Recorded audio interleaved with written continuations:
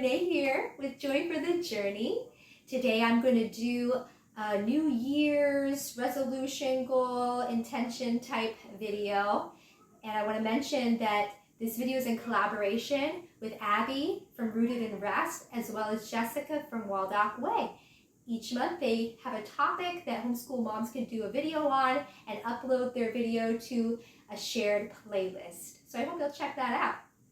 So each New Year's, I think most of us have some type of thought about, okay, how can I show growth, move forward, do better this year in certain areas? And I tend to think about 3 or more categories: homeschooling, spiritual, physical, and maybe also relational. So those are the categories I'm going to talk to you about today. So let's start with homeschool. I think if you're here, you're probably a homeschool mom. So this year, 2022, my son Josiah was in 1st grade and still is this coming semester, of course. My daughter is 3, Grace, and my youngest is Aaliyah, who's 1.5. So this year I was using for my son the Good and the Beautiful Level 2, a curriculum that I created called Journey Through the Continents for all the other subjects. And so it's a thematic unit study. And then for Charlotte Mason components, I blended those in through a morning basket routine that I did a video on if you're interested in, where each day you read a different type of literature and maybe do a different activity that would be related to Charlotte Mason, like picture study, music study, or nature study walks. So that's what I did for my son. And as I'm reflecting on the year, I'm thinking about what went well and what I didn't do so well at. And right from the bat, I'll tell you what I didn't do so well at. I did not do very well at implementing the Charlotte Mason components. And I'm not sure that I'm super bothered by that. I think that the core subjects went pretty well, and the literature and things that really mattered to us. And so it kind of makes me reflect, well, how much am I really wanting these components? So I really do love like the idea of reading poetry every week, so I incorporated that. I love the idea of nature study. I think I gave myself a little too much slack on that, in the sense that I know it's going to be a big focus in my plans for next year. So I guess I'm not too worried about it. And the music study, honestly, the only really way we did that, I think we read a little bit one day about Bach from a kid's book, and we've listened to some classical music in the background, noting who the composer was. As far as music study, we did do the hymn study. That was pretty flexible, but I did play some type of either hymn, worship song, or catechism song, or like Bible liturgy type song most mornings. And so I think that was more important to me than even like the composers. So I'm happy about that. And we did do our Bible verse memory pretty flexibly. Just as we learn one, then we learn the next. Usually, like, we might even take a whole month if we wanted to. So those things I think that were really important to us were what ended up happening. The picture study, I almost skipped like every Friday. Really did a few this whole semester because I do our homeschool group on Fridays. So if we do cut something, it's usually not the core subjects, and it's those morning basket type things and Charlotte Mason components that are extras. So I did not do so well on those Charlotte Mason components. The other thing that I think didn't go badly, but I would have liked to have gone better, is our Good and the Beautiful math. We've used the Good and the Beautiful kindergarten, level 1, and now level 2. And the new format, I think, is pretty good. They updated their curriculum.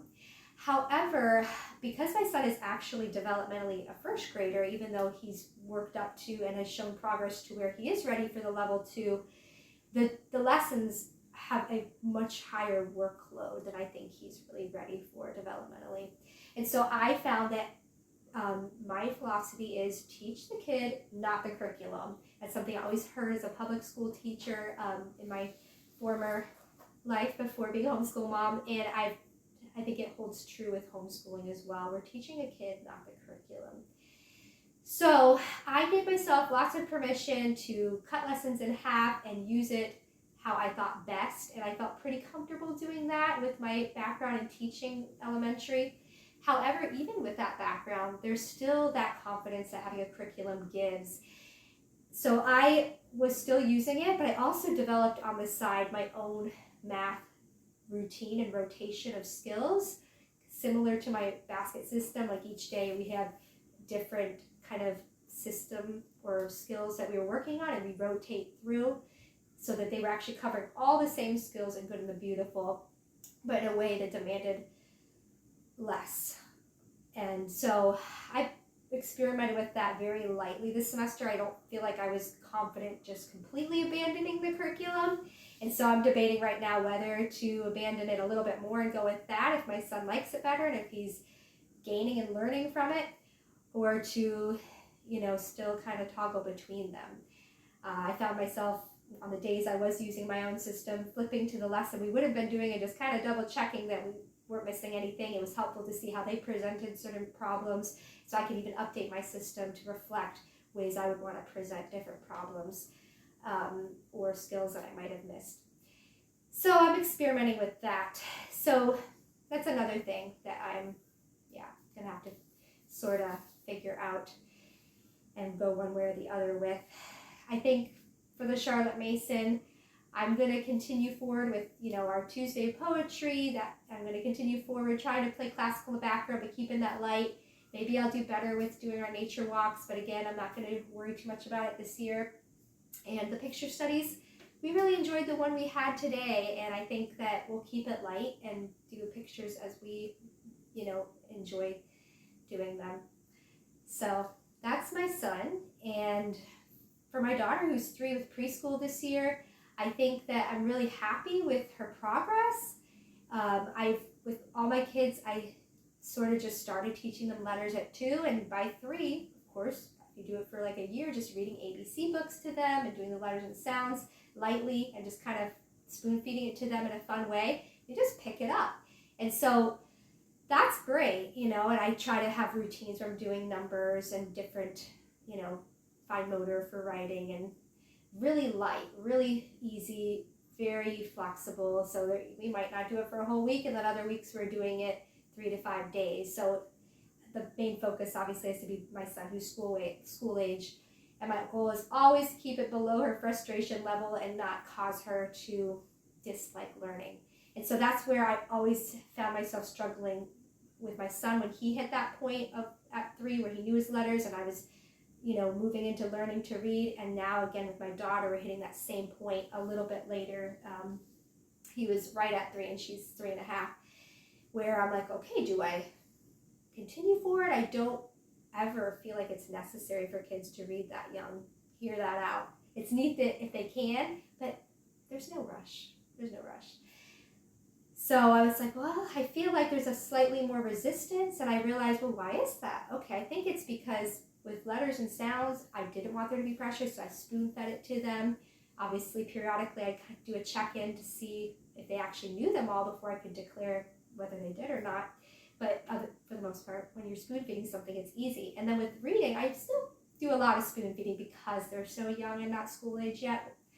But I think a little bit more responsibility comes on them because you want to actually hear them produce the word. And so sometimes that's great, and other times they're not in the mood to do that. And so that's where I'd always be afraid, like, do I continue?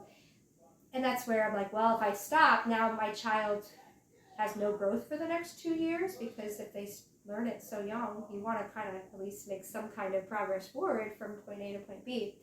So I think I'm going to, I guess, not just stop her from moving forward, but just continue to be consistent. And that's where I need to be firm. Like, okay, if I'm going to do it, I'm going to do it. Be consistent, but go ahead and not be afraid to make it simple, fast, fun, and easy like I have been. Maybe spoon feed it even a little bit more, even if it's her just like some days just reading one word,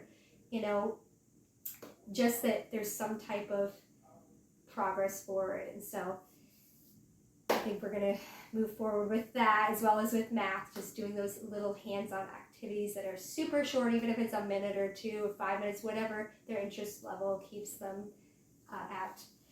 And then with my 1-year-old daughter, I really want to be more intentional this year about having some rotations of activities. I have like a cube shelf with little baskets, and I've tried to set up different activities. I found that she really wasn't touching them much, so I want to be more intentional about getting her going on that, which I do, but again, I wasn't consistent.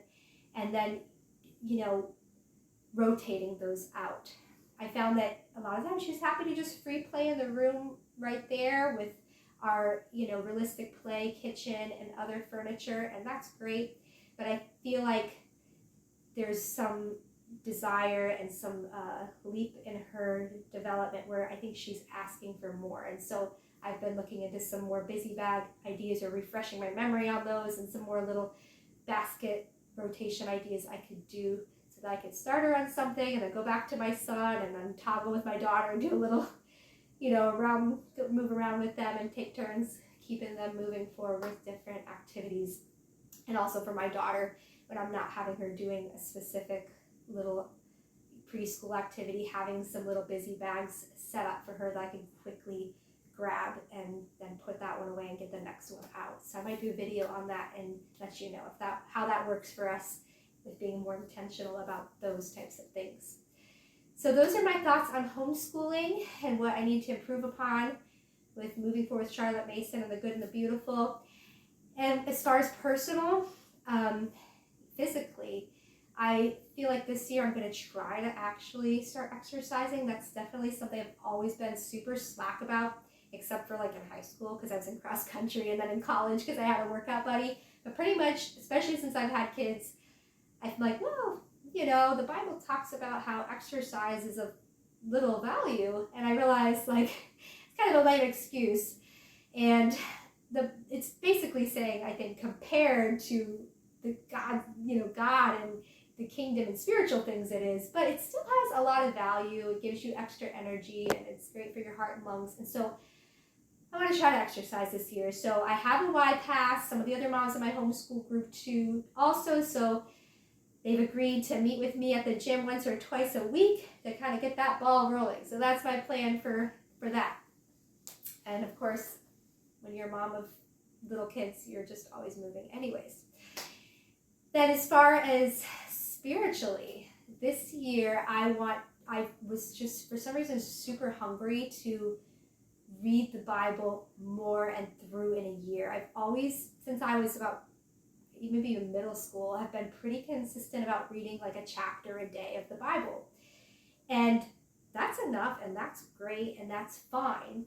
But for some reason, I always failed the times when I did try to do the Bible through in a year. I've done it with just my regular Bible where I've tried, or with a 1-year Bible where it's set up with you, and I failed every time. It's always taking me 2 or 3 years to read through the whole Bible, and guess what?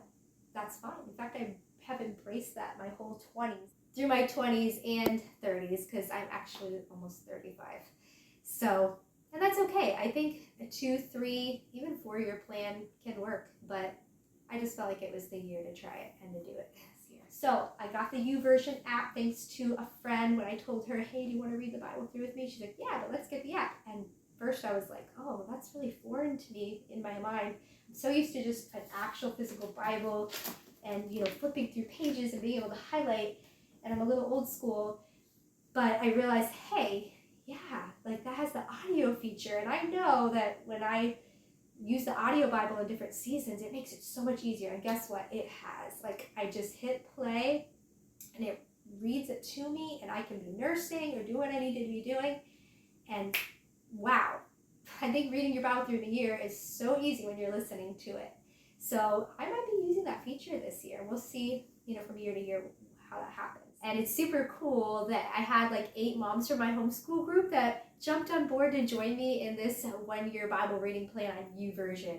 So check out YouVersion and the plans that they have if you haven't already. I was also thinking I could put in headphones early in the morning before the kids wake up and stretch while I'm listening to it, and also have some prayer time. That's something I really want to get better about, is consistently waking up before the kids, because it's one thing to be praying throughout the day or before bed, but it's another thing to have a carved out time as well, to just be in prayer as well as in your word. So I'm going to be aiming to be better about that.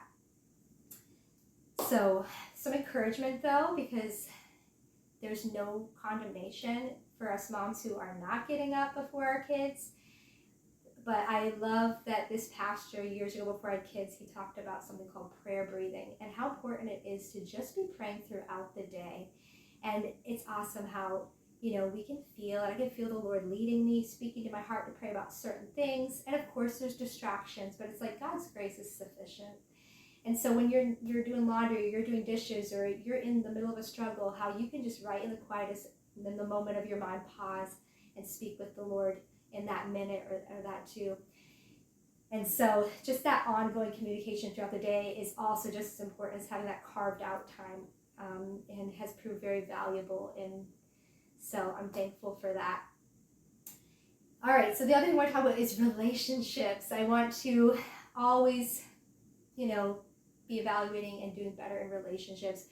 So with my kids, it's always been very important to me, and I know to you too as a homeschool mom, to really just be spending time with them. That's why we homeschool, right? We want to be with our kids. We actually enjoy our kids, right? Even sometimes when it's, we're having those moments, like it's a day.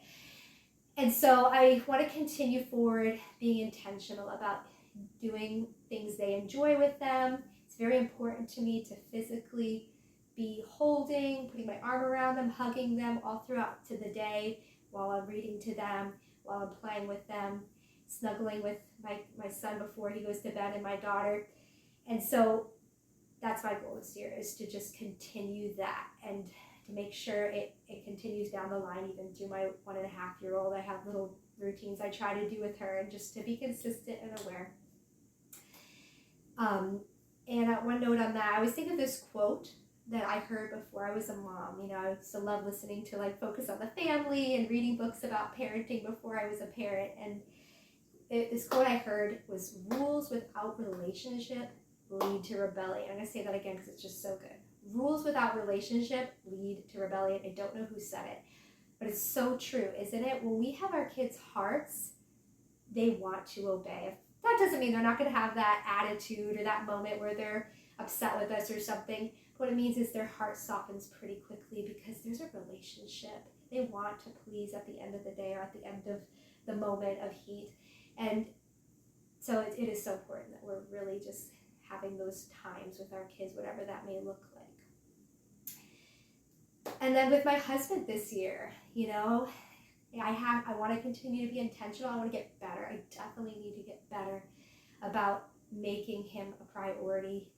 I'm thankful for our relationship and the blessing that our marriage is, and I want to amp it up to the next level. I want to make sure we get back on track, maybe doing a date night when we can. That's always tricky with, working out childcare and things like that.